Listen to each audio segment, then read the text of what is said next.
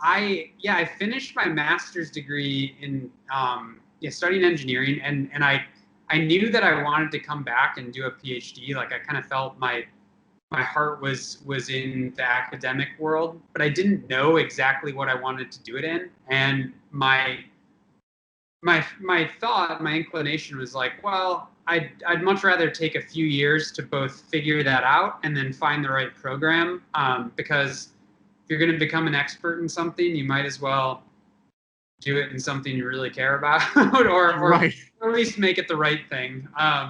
Because I think it is, my goal wasn't just, I didn't get a PhD to have it as like a necessary requirement for any job. It was purely because that, the exercise of doing that felt like the right use of my, abilities and interests and passions. But so anyways, so I finished my master's degree. I was like, okay, I'm going to work for a few years, figure this out, and kind of work my way back into the academic world.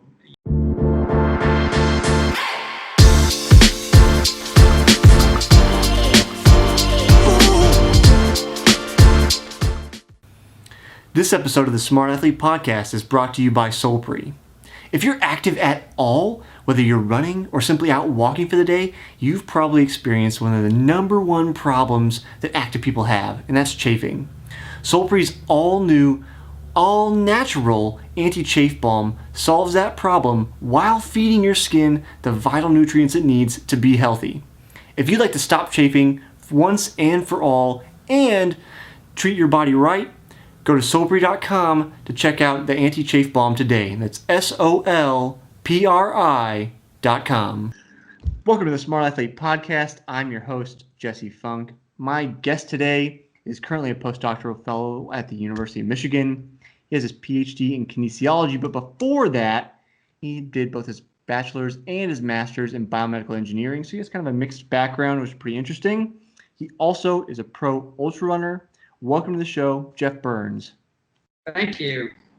Pleasure to be here. Thanks for hanging out with me, Geoff. We were talking, so if you are only on iTunes, Spotify, audio-only platforms, you're missing out on Geoff's sweet brick background.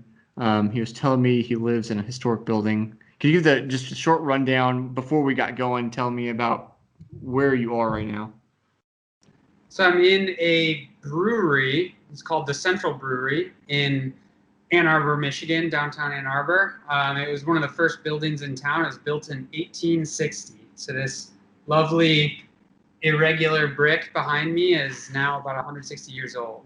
And it was cool too because it functioned as like this area of town was German Irish immigrants lived here, and so it was Voles was the name of the guy, the brewer. And so he's German guy making beer. And we're in our basement. So their function is my basement and my laundry room now. These like big cavernous catacombs down beneath the building is where they did the lagering for the beer to keep it temperature stable, because that, obviously predated refrigeration. Right. So those catacombs down there also served as a hideout for escaped slaves on the Underground Railroads. This was an Underground Railroad stop during that time as well. So it's kind of a lot of stories in these. If these bricks could talk. Yeah. I'm sure they'd have good tales. It's one of those things where, like, sometimes I wish, in your case, you got information, but then, I mentioned before on the show, and I was telling you before we got going, I live in a historic home, though. As we were talking about, they're all relatively young compared to anything that actually stands in Europe from quite a time ago. I kind of wish sometimes there was like a ledger, almost like a journal that belonged to the house, that stayed in the house, where people like told their stories while they, lived or worked wherever that building is. So you have an easy way to access like who are the people that were here and what happened to this place, because otherwise, if we just got going and I just said, Geoff, how you doing today, blah, blah, blah, I didn't mention it at all, it's just bricks behind you, right? Yeah. But there's more to it than that. Yeah. you're gonna have to go digging through, rip up your walls and go into the attics and stuff. You can find interesting things. I have a friend who grew up in a 100-year-old home. I'm from northern Michigan, from Traverse City. And when they first moved in there, I can't remember if they were in their basement or redoing something, but they opened up the walls and they found a bunch of letters from, the people who had originally lived there. Then my landlord here, who did all the renovations on this 50 years ago, he still manages it. He told me whenever he's gone through like the crawl spaces or the basements, he always finds like, it's like he says it's almost like he's always finding new like things from past. Like he's found letters as well as the antique whiskey bottles. So drink of choice of former owners. Yeah. The best things the best, or like the most noticeable things I'll find are like, it would have been 20, 30 years ago. Unfortunately, I kind of have a living time capsule next to me. The lady that lives next to me has been in her house for almost 50 years now. So she's like, oh yeah, so I kind of get a living history of the house. But there are like kids that lived here, and it ran it like the benches downstairs, in the garage, on the bricks in the sunroom. They like wrote their names in various places. So it's like, oh, they're like, there's Andy again. He was just prolific writing his name on everything. So like that's the best I get. Yeah. So I'll have to keep that in mind. We're getting ready to renovate the kitchen, so I'll have to stick something in the walls. Nice. So you were telling me before you got doing what you're doing now, you didn't go straight from your master's to your PhD, right? Which I don't know if that's unusual or usual nowadays. But you were working as an engineer. So what were you doing before you kind of came back to school? Yeah. So I finished my master's degree in studying engineering, and I knew that I wanted to come back and do a PhD. Like I kind of felt my heart was in the academic world, but I didn't know exactly what I wanted to do it in. And my thought, my inclination was like, well, I'd much rather take a few years to both figure that out and then find the right program, because if you're going to become an expert in something, you might as well do it in something you really care about, or Right. at least make it the right thing. Because I think it is, my goal wasn't just, I didn't get a PhD to have it as like a necessary requirement for any job. It was purely because that, the exercise of doing that felt like the right use of my, abilities and interests and passions.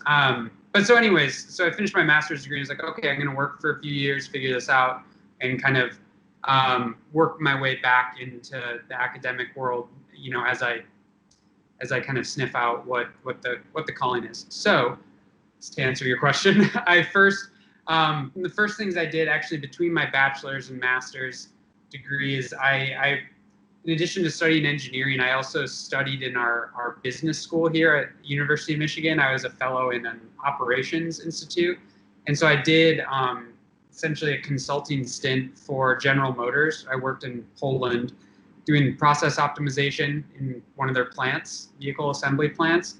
So first did that, and then after graduation, I worked for a year for St. Jude Medical, which I think they've actually since been bought by Medtronic, but they're a medical device company. They make pacemakers.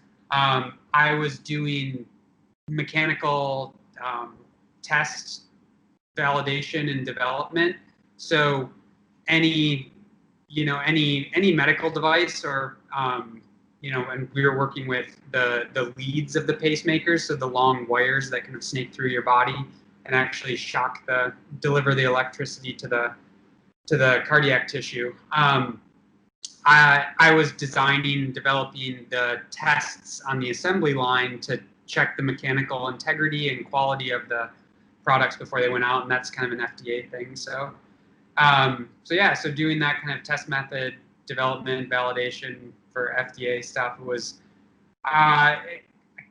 half of me liked it from the kind of statistical analysis side, because it's very much like,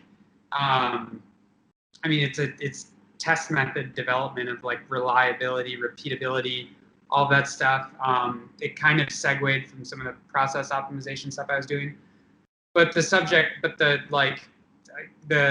working for a company just was not my jam. I was totally I'm totally I love the academic research world.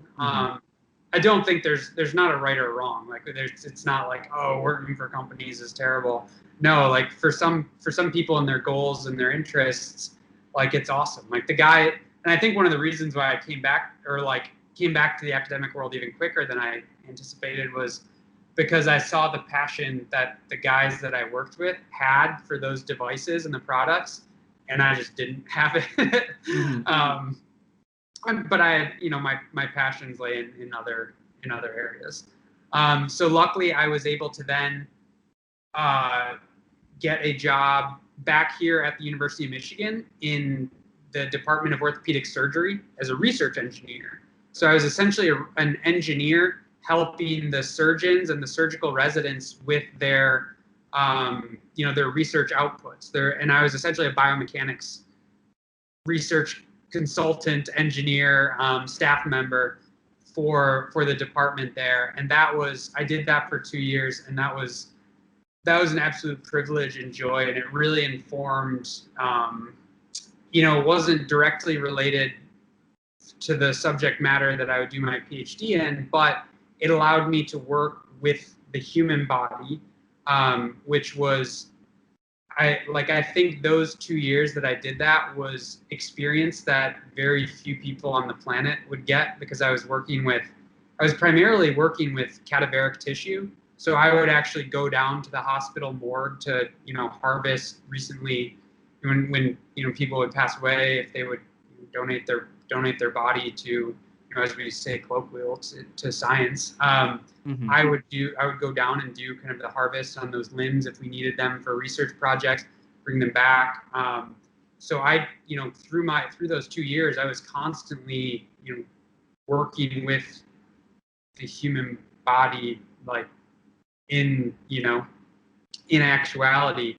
And so to learn, not just the 3D geometry of our bodies, literally, doing dissections and whatnot, but also like understanding that tissue and how it all plays together, the actual mechanical properties of that tissue.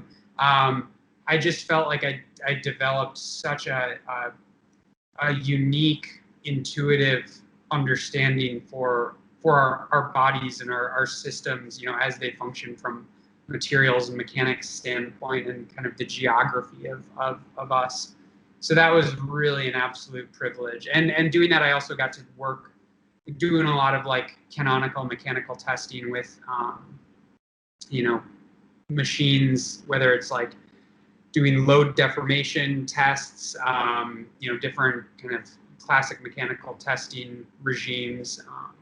So got to hone my orthopedic chops for a few years before then, landing in the PhD program and getting started on that. So a lot of different engineering disciplines, all focusing, on different things that I'm passionate about, landed back here.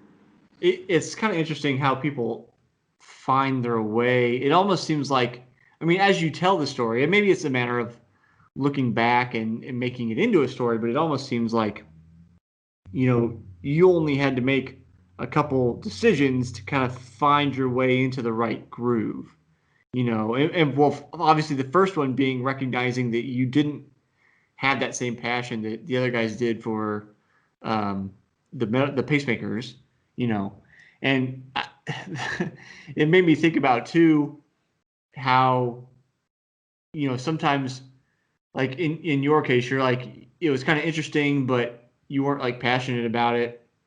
And other people would hear it and be like, oh God, like, well, how can they possibly do that? That would be so boring. Some people would find, like, say like accounting, you say accounting and most people are like, oh man, like, get it away from me. And other people, like my CPA, love it, love the numbers. It's just finding that thing, I think, is tough for most people. So like I said, your story almost seems like you were destined to kind of get there. And then I assume from kind of where you left off in your story, it becomes a relatively easy marriage with running, and then bringing that all together. Yeah, I mean, I would say I gave you the high level story that like Right. the cliff notes sound like goes very nicely, but to anybody listening that's like whether they're trying to figure out what they're doing or continuing to navigate their own journey, I mean, I guess we all always are doing that. Right. It was torturous the whole way. From a standpoint of like, I thought when I graduated, the thing that I was actually originally thinking I was going to do was go into management consulting with my engineering degree. I thought I wanted to come back to school to do academic work, but at the time, like I didn't have, because I did so many different things in college, whether it was like working in the automotive industry and these like operations in the business school and stuff like that. That kind of segued me into like thinking consulting was setting me up. But like at the same time, I also worked in basic science biomedical research labs, and all of these things made it very challenging to get a traditional biomedical engineering job when I graduated. So it was, I mean, it was challenging just to even get a job coming out of school, despite the fact that I had very competitive degrees from one of the best engineering institutions in the country. I had just spread myself so far and wide that like a lot of recruiters want somebody who's done very specific things. So anyways, so I think like I made it very hard for myself to like get a job. But I also, at the same time, I don't regret that, because I always did things I was interested in that have now set me up to give me a very broad scope of knowledge and experience to look at these problems. But anyways, along the way, when I was working for St. Jude, trying to get out of that job and pivot somewhere else, even that was brutally hard, because it was like I was getting experience in something I didn't even want to have experience in. And so it was only actually after I was applying for a job that I didn't even really want, that I asked one of my mentors from graduate school to write me a letter of recommendation. And he was like, we need to get you back in the academic world. Like, I'll recommend you for this, but you shouldn't do that. And then shortly thereafter, he was in orthopedic surgery, and that job, this biomechanics engineer job opened up, and he was like, I think you should apply for this. Like, it will not pay you nearly as well as working for a company, but it might be more in line with your goals. And I was like, yes, that's it. But even then, once I was doing that, at the same time, I was also interviewing for a different job with that pacemaker company. That would have been something that would be a little bit more interesting, and it would have been almost twice the salary. And so even then, like going into that, like hindsight is 2020. That like Right. it was, and I think in my heart there was never any decision. But at the same time, I was still like deciding between those two jobs at the time. And like I said, I think maybe in my heart there was never a decision, but on the surface there was. And yeah, and then even that though, that like then once I get into this job in orthopedic surgery, and it's really what I love doing, finding a PhD program in running, that's like trying to find a needle in a haystack, because the number of funded PhD programs in kinesiology each year, like in the U.S., are you could probably count them on your hands. And then the number that would fund you to study running, and even to study anything like related to running performance, is like there might not even be one a year that comes through that, like let alone. So even getting that opportunity was very challenging. So along the way, I would say it's one of those things where I think I have good intuition and good instincts, and in terms of like where I guess where I lay my priorities and kind of steer myself. But when you're doing the steering, it's foggy as hell, man. It's like it's definitely not like, oh, that's exactly where I'm gonna be. It's a long ways off, but I know exactly like I'm gonna work towards it. No, it's very much like, okay, I know the things I need to do to get to where I want to be, but I don't know if I'm ever even going to be able to get there. But the only thing I can do is to keep doing the things that I know I should. Mm-hmm. So yeah, it's certainly not. Once we get down in the weeds in that story, it's like it's not as rosy. But I think that's also makes it, that's what all of our journeys are. Is like if we only ever look at the high level cliff notes, the stories become very intractable because that's not how life is. It's like more often if we want to be inspired, or not even inspired, but learn from someone else's journey, like we can probably get a lot more out of understanding those minute roadblocks that they hit on a day-to-day basis. Because if we just look at the 10,000 foot view, it's not very helpful when, like I said, you're on the ground and the fog is pretty thick. Yeah. So this may seem like a non sequitur, but I promise it's not. When did you start running? Oh, probably not long after I started walking. Okay. Right. So okay. Yeah. So this is where I'm going with this. Okay. So Because the whole thing is like you're in the weeds, right? But you yeah, keep like slogging away, and that's the whole thing about running, especially ultra running, right? Like yeah, you're gonna feel like crap sometimes, and you just keep going, and it's yeah, not it's easier in hindsight. You get done with that race, and you're like, oh yeah, like it mile 26, I puked my guts out, and then I put myself back together, and we got back yeah, going. Depending on how long the race is, hopefully you're not puking your guts out at mile 26. But it's like it's the same mentality, right? Where it's they make nice stories afterwards, yeah, but while you're doing it, there's highs, there's lows, there's everything in between, but somehow you just keep putting one foot in front of the other. yep. And that's actually, that whole concept, the idea of hindsight after the fact, you kind of forget, you it becomes more difficult to relate to the actual struggle within that, that event or that journey. I think that's a fundamental part of the human condition. And I was going to say it's like a flaw of humans, but I would actually argue it's probably an evolutionary.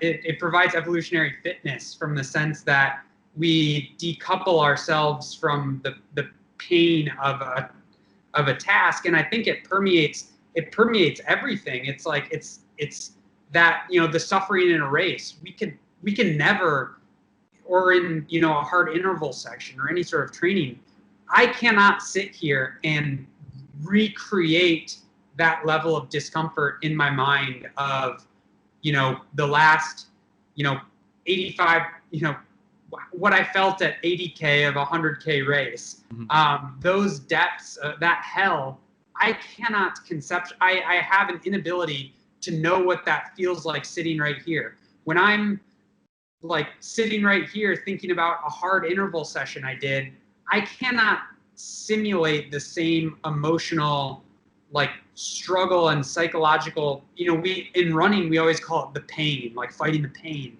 But that's such an abstraction, and I think that inability, that or rather the ability to forget that abstraction as soon as you're away from it is it permeates across everything we do. It's like it's the same thing with like, say you're trying to like, watch what you eat, or like, watch your diet or something like that. And somebody offers like a beautiful, chocolate chip cookie that's fresh out of the oven or something. It's like after lunch, you're like not that hungry, and you're like, I know I shouldn't eat that cookie, but it's like right there, and Right. you have like, and 2 hours later, if you like feel guilty for eating that cookie, or like 2 hours before, like I'm not going to eat that cookie. But like in that moment, that like raw drive that you have to just be like, yeah, I have to have that cookie. I'm gonna eat it.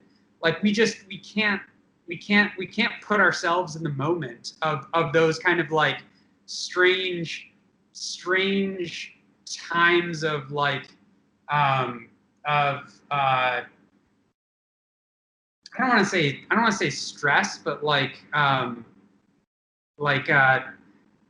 don't know, just putting our body and our minds in kind of like augmented states of arousal. It's like We can't, emotional gravity or something. yeah, like like when our rational brain kind of gets shut off, we can't go back and revisit that with our rational brain. It's like, and so I think it's just a funny thing with like the human body that, like I said, it's like it seems like this flaw, because it would be so much better if we could like just coldly analyze everything we do all the time.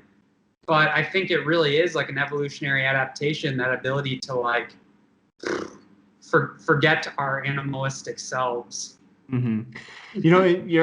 I'm glad you say that, because for the longest time, and I don't feel like anybody else has said this besides myself before you just said it, that I've encountered, but I've always said, and I'm not as good at distance runner as you are, but pretty good, for the general population is concerned.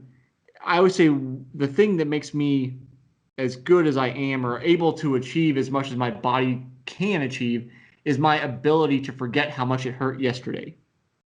Yeah. I always go back to that, because it's like, we could sit here and be like, I remember the first time I went under 16 for the 5K, and I remember the last 1,000 meters, like my legs were on fire the entire time.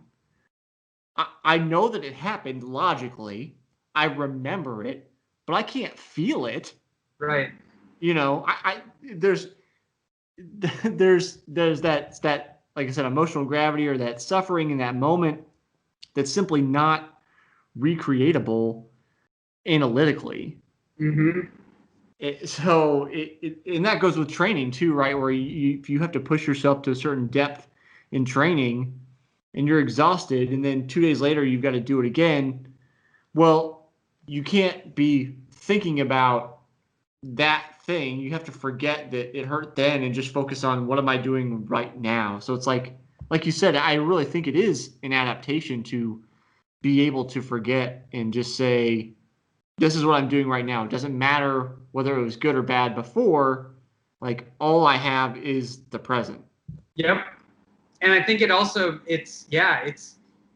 it's both like empowering and scary, and it's what makes me love racing so much, because it's like it's the only time that you really can go to that place and exist, at least for me, because I think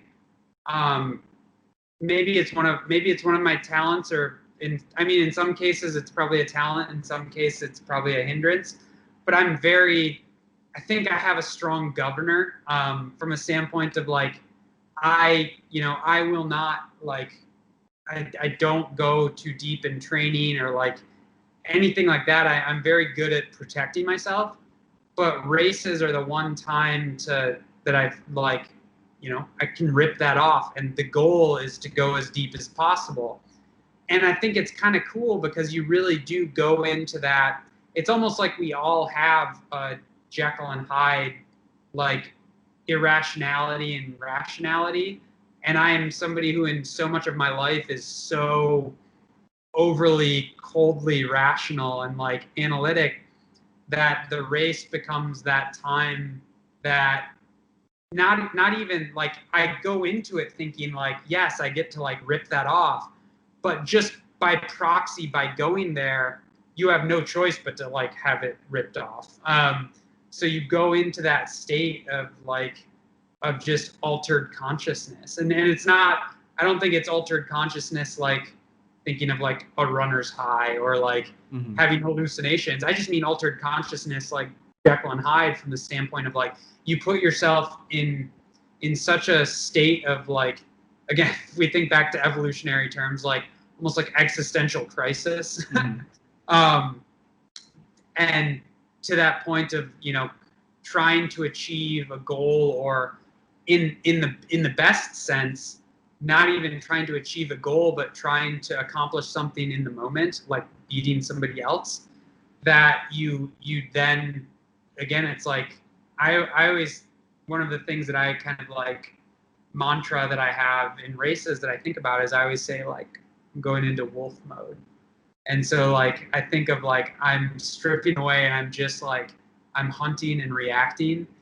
And that's like it's just thrilling to go there. Sometimes, I mean, all the time, if you do it right, it's incredibly distressing, but it's cool. It's just cool to see like each time what, because you can't conceptualize what it will be. It's like each time is like it's like jazz. It's like it's, you know, it's improvising within a structure. So that's why I always tell people ultra marathons are like jazz operas. They have these like long like acts and operatic rises and falls, but within them there's so much improvisation that you can't script. So it's like it's a jazz opera. And I think maybe all running is that to an extent, or all endurance. I would say all endurance exercise.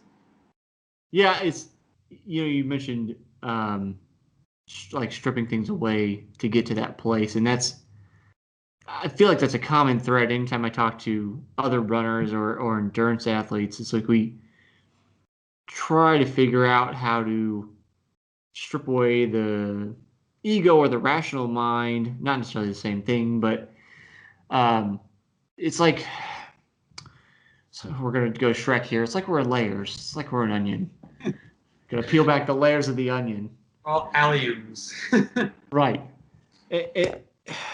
But it's like, you know, sometimes I feel like when I'm trying to do something creative, like I was writing a song before we were recording, noodling around here, and it's like getting into that creative place where my brain is working musically. It's much like when I'm running. There's this noisy mind that's going on just as an automatic thing that gets in the way. That, you know, when we sit at the computer and we're not focusing, like there's just chatter always going on. And then when you're running, and you find that place and getting towards being in the zone, it's like that chatter starts to quiet down and hopefully eventually dissipates, so that like inner self is revealed in some sense, and it's quiet, it's focused, it has, you know, one goal. It's just that like motion forward. Yeah, I love that. I I 100% agree that, or rather, to build on that, I think I strongly believe that athletic endeavors are so similar to like musical and artistic endeavors as well. They're movements of the human spirit. And athletic endeavors take it in a it's like in a physical form. So it's like an expression of the human spirit through physical means, whereas the arts are, you know, an expression of the human spirit through you know, through whatever artistic medium that is. And I think that we as humans, like when you're doing it, the experience that you just described is the same. It's that, where it's tapping into something deeper, and it's like if you do it right, it's not like it's going to be easy, I have a little bit of disdain for the concept of like flow states, which like I mean I've had a few races. I would say not certainly not recently, but early on in my career where like everything clicks and it's like what that canonically is. But I don't think that's the majority of people's experience when you run. I think it's more often what you describe where you kind of just peel back. I don't know if it's peeling back the layers of distraction and layers of rationality, or maybe just, quieting them down and focusing on something. And for the majority of the time, like I said, when you do that, it's not like it makes it any easier. If anything, it makes it like the pain, quote unquote, much more heightened and difficult, but like maybe easier to, not easier, but like you feel more adept to navigate it once you've kind of silenced everything. But so anyways, the experience is the same as another creative type going through their process. But also then for the people bearing witness to it, whether you're a fan watching a race of some kind, or somebody watching a brilliant performer on the stage, or looking at a piece of art or something like that.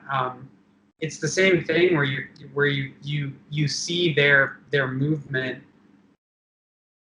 and you feel it yourself, or you feel something about it. And it's one of the things that I've spent over the last couple of years, spent a lot of time in South Africa for the Comrades Marathon, which is one of my my big race each year. And then I've done 2 research stints at the University of Cape Town there. And one of the things that I keep coming back to that country that I love is they have this reverence for sport that I don't think we have in the United States as much. We in the United States, sports are, at least on a professional scale, when we look at football, basketball, etc. They're big business, but I think sports are viewed as like entertainment here, and like just people out exercising, playing basketball or playing tennis on the weekends, or going for bike rides, or just out running. It's like we view it as it has to be either exercise or entertainment, from the standpoint that it's like, if you're not a professional doing it to entertain us, you're doing it to make yourself healthier or better. And then looking at it as such, I think athletes are kind of viewed like, I don't want to say people like look down on athletes, but like the athletic pursuit is viewed as kind of like this like derivative, or like kind of basic, it's not like, it doesn't have the same respect that like some sort of intellectual pursuit has, or even that we kind of give to the arts of like beauty, any sort of kind of respect to that. But getting back to what I was saying about South Africa, is they have this reverence for sports that like puts it on the same level as scientific or intellectual pursuit, or artistic or musical pursuits, or something like that, so that even people who are prioritizing, you could be a middle of the pack runner, but if you're training hard and giving a portion of yourself to it, your community like sees that and respects the hell out of it. And like, if you are a good athlete or a high level athlete, it's like you are viewed, it's almost like they view you the same as like a PhD scientist or something like that. Like there's a reverence for it, as well as, I would say, there is a respect for the expertise and the process involved. Whereas like, I don't think, it's not like people in America aren't going to look at an NFL player and they would see them not as like an expert, but rather than like some freak of human nature that can like do these crazy things. But I look at those guys, and I look at an NBA player, like all of them, I think that they are experts in their, in their bodies and their process and their preparation, and we lose sight of, because all we ever do is report scores and outcomes. Everything that we talked about at the beginning of this podcast, the process, what goes on in the weeds. I think that all is part of their, an athlete of any kind, of their artistic process, the day-to-day struggles, how they get through it, what inspires them, what I'm thinking about when I go out on just a day-to-day training run, like what gets me out the door, what gets me riled up on that run, what gets me through it, what worries me, what's on my mind that week, what are the challenges within that micro cycle of training, like universes exist in our brain just to get through each week, like I said, like if an ultra marathon is a jazz opera, like that opera plays out day to day, week to week, like everything is this constant challenge, and we find different reasons and struggles, and I think that's all part of the artistic process. And it's like that, I wish that was better communicated about athletes of all kinds,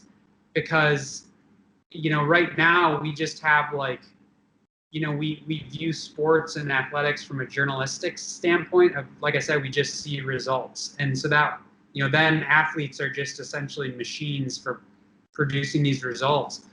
But we got to understand the humanity of it. And so I think, it's something that I think, going back to that idea of like creativity as an artist, creativity as an athlete, I think it's all an exercise in creativity, because to get out the door and suffer each day, you have to have a reason. Mm-hmm. Yeah.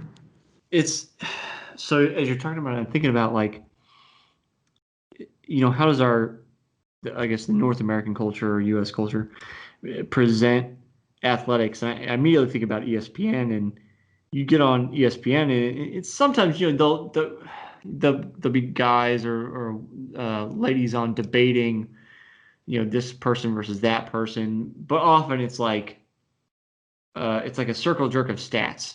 Like, what's the best stat we can come up with, and Right. and then it becomes such an obsession that it's like you'll get inane stats like, he's a first 300-pound linebacker who ate a hoagie before halftime to catch a ball, like be an eligible receiver and catch a ball 10 years. Like, it's like so specific that it's like, well, of course nobody's done that before. It's such a specific thing that, like, yes, obviously, and like the obsession with stats is really laid bare in that like absurd examples that happen.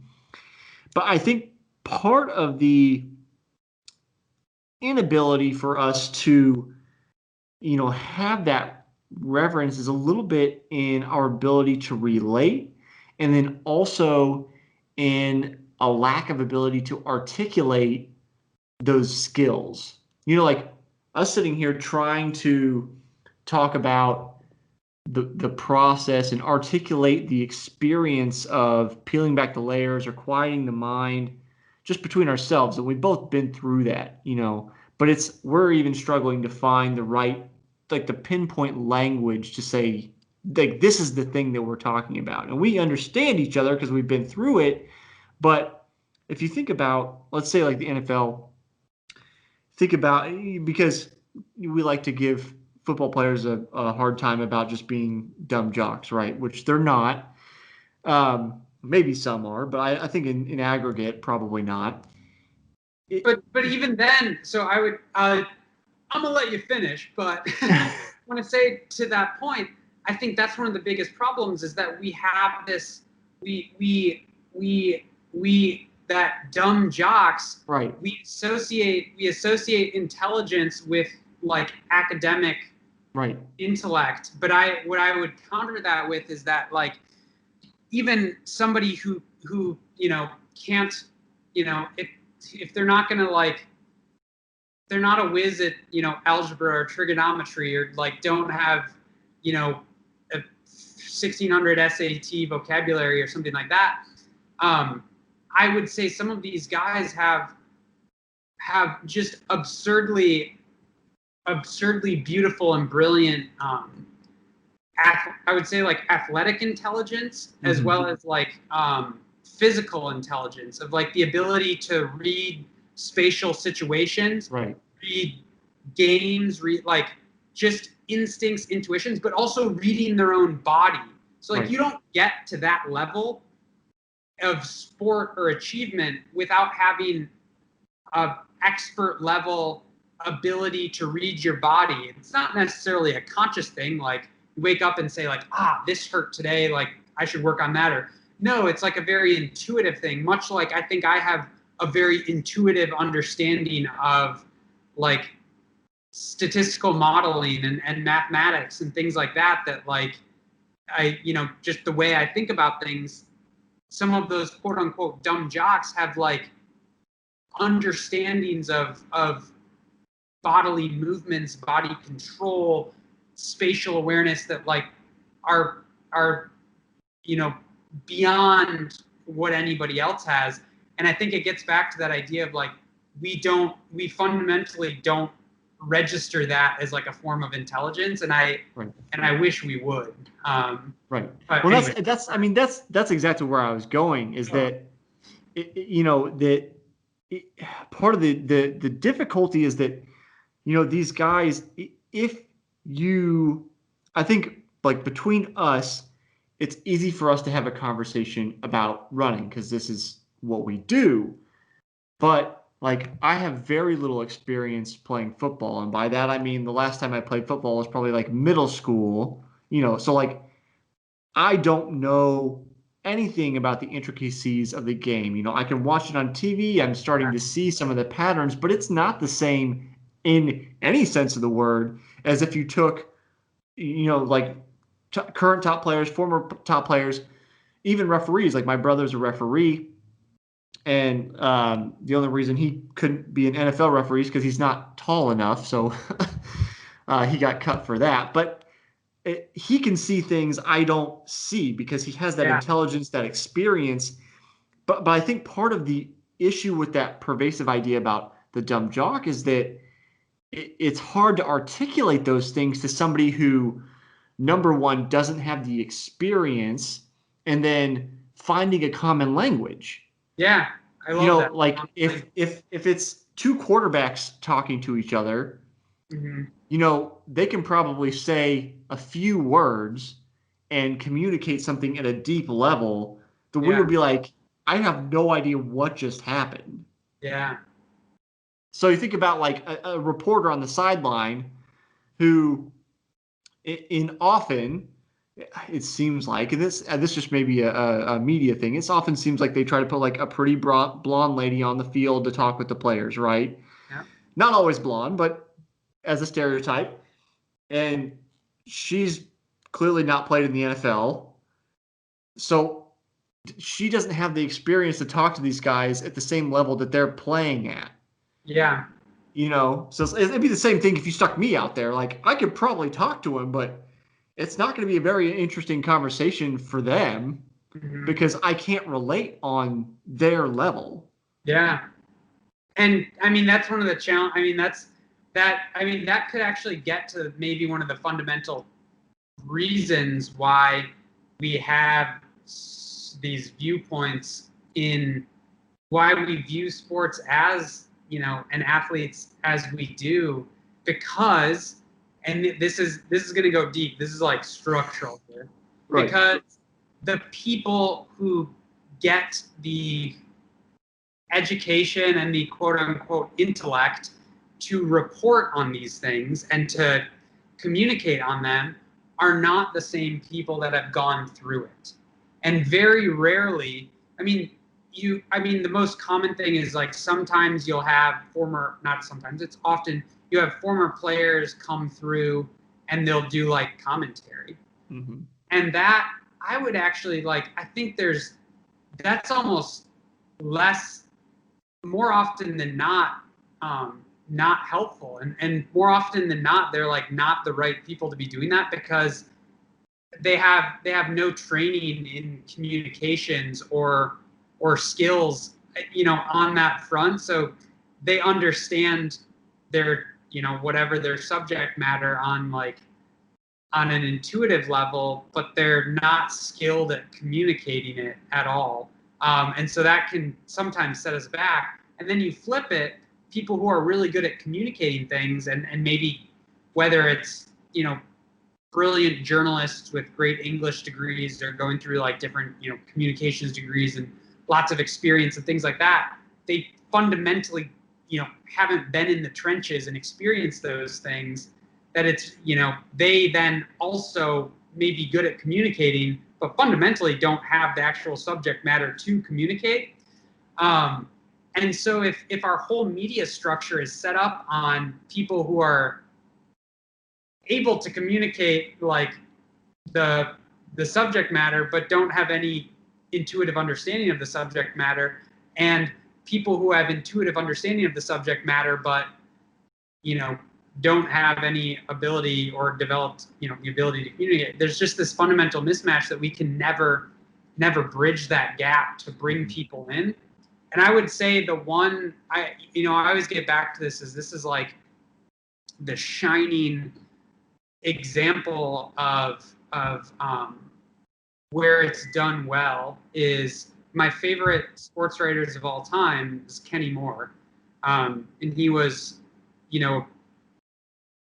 fantastic national level marathoner in the late 60s, early 70s, ran at Oregon under Bowerman. And he represented the U.S. at the Olympics in the marathon. But he was a journalist, and he wrote for Sports Illustrated, wrote freelance,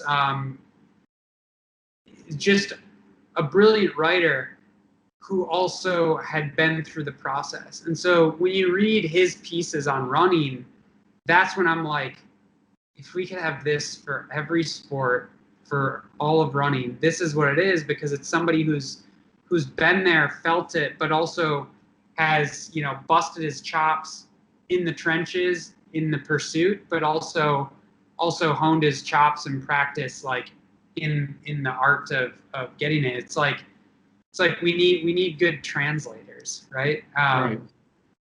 So it's a skill, but I think that getting back to that idea of like, you're talking about like the reporters on the sidelines and whatnot, I think it's like, because the system is just structurally built on the entertainment industry brings in people who haven't done it to report on it. They don't, they can't guide us.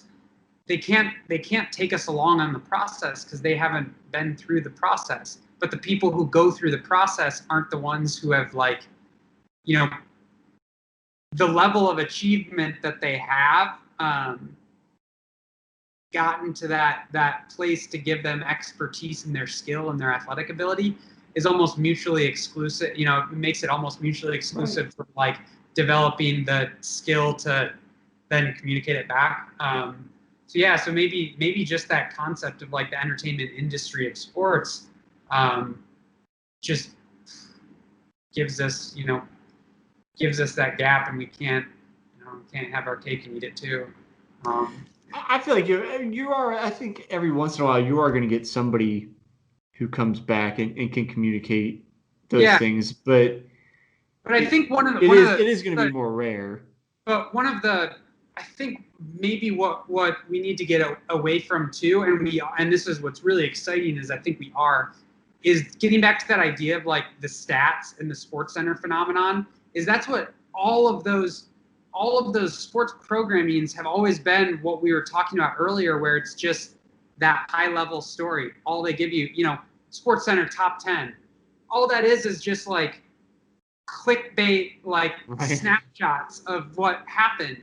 When you give, the whole Sports Center structure is on the side of the screen. Here are the 20 stories we're going through in this hour, rattling them off minute by minute by minute. Like I said, you could do an entire hour-long series on like one set of downs in football, or like one 4-down drive. Like there's so much complexity and beauty going on there.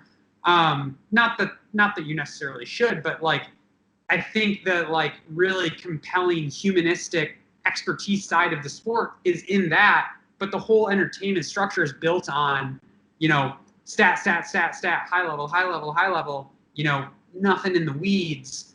But what I was getting back to for Hope is that there are a growing number of like sports programs out there, and I think even running is we're seeing a lot of brands in running do this. Cycling is starting to do it really well, of having content within teams and athletes, either within races or within training sessions. So like one of my favorite programs like on HBO each year is Hard Knocks inside an NFL team. So you actually get to see the day-to-day life and struggles of these players, and you come to like just feel the gravity of their athletic pursuits so much more and respect the process. 24/7 on HBO, like when they do lead ups to boxing fights, that is so good. Like to see how hard these guys train, how they live, what they're thinking about day to day, like what is the backdrop of their struggle, like whether it's their families, their kids, their like just the reason they're doing it, what's going on in their life, the people out there that are telling them they can't do it, the people out there that they're, you know, raging against, like those stories that you get are just so beautiful. And then, like I said, there are a lot of cycling teams out there that are doing this really, really well now, where they're doing like short films inside their teams. Even a couple running squads are doing that really well. So understanding the humanity, I think, inside the process is going to be a key, and I hope we do that and have a better way to share it, because it's something that, you know, even for me, as simple as like it's something that I've always thought about, but I haven't been very good at doing myself. I think I from time to time will write essays on whether it's like a race report or on you know, other things, and I think I'm very, very skilled at writing and communicating those things. I just don't do it. Well, I think you honestly reading things. through different blog posts, I think you articulate things pretty well. Yeah, and so it's maybe I need to try to do that better. But one of the things that I've recently started doing was logging my training on Strava, which I never did that before. More out of like this idea of like, well, I just like not trying to hide anything or like anything like that, but it was more out of like I wanted my running to be for myself, from a standpoint of like it was like, you know, my running log was like a personal thing for me that I'm like I don't want this to be like, I don't want there to be any like exhibitionist element of this, of like, you know, constantly thinking about having people seeing what I do, like this training, this is my own thing. But then I've over the years, I feel very strongly of all these things I was telling about, of like you want like people need to see that if you want them to understand your process and your struggles, like bring them in, you know, like share that. And so I kind of had this realization after I had a long injury spell. Once I started building back up earlier this year, I was like, I'm just going to start putting all this on Strava, because, you know, if there's 10 people that look at it and they are, whether it's they're inspired or intrigued or whatever, like I want that, you know, I want people to know that, because my training is part of my artistic process. That is my, you know, my output. And I think it's to show that to people, I think it is important or valuable, because at the end of the day, like my races, like the race is, I mean, so often the race is like at best the final chapter of the book, but more often than not, if you do it right, the race is the epilogue. And that, you know, the training is really that period. That's the book, man. Those are the trials, the tribulations, the like, you know, in big training blocks, I go through I go through the 7 circles of hell that like race day doesn't even approach. If, you know, like I said, if you do it right, race day is a celebration of, you know, the 40 days in the desert that you spent. You know, yeah. Geoff, as we start writing down time here, it's a question I'm asking everybody this season on the show. They'll ask you too, and I want to know what you think the purpose of sport is.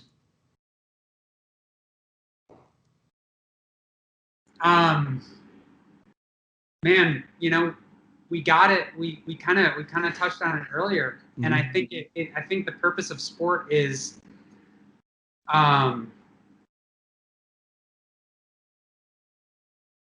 actually, let's see. I think the purpose of sport is to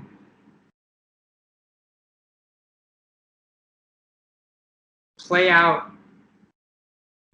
the physicality of the human spirit. It's a reenactment, it's an engagement of that fundamental component of us as a species and being, and that is combative and challenging movement in all forms. And I think that you know, sport is really a recreation and a reenactment of, in some ways, like the fight and the hunt to survive, or to get, whether it's, you know, to find sustenance, to you know, conquer a threat. That is, you know, part of the human condition. I think what we are as beings, we have this like this beautiful symbiotic relationship between movement and physicality, and intellect and cognition. And I think sport is really an exercise and a reenactment of that physical side of the human spirit. Well put. Well put. Geoff, if people want to see your somewhat infrequent posts, but very eloquently put, see your research, any of that kind of stuff, where can people find you? So I have my personal website. I'll update with like my scientific publications as well as occasional blog posts I do. So that's jeffreyburns.com. I also have, you know, I am frequently active on Twitter and Instagram. I haven't been on Twitter in a while. I go in bursts where I'll be super active and engaging on it, and then kind of pull away, whether I need to like start sleeping better or just kind of clear my head. So I haven't been on it in a couple of weeks, but normally, you know, a lot of times I'll be on Twitter, so you can follow kind of some of my thoughts on there. Jeffrey Burns is my handle. Same thing with Instagram. And then recently, if you want to follow my training, Strava. You can probably just search Jeffrey Burns or Geoff Burns, maybe. It's probably Geoff Burns on Strava. Yeah, so all those. Sounds good. Thanks for hanging out with me today, Geoff. No, thank you. It's an absolute pleasure chatting. Yeah, sport's a beautiful thing.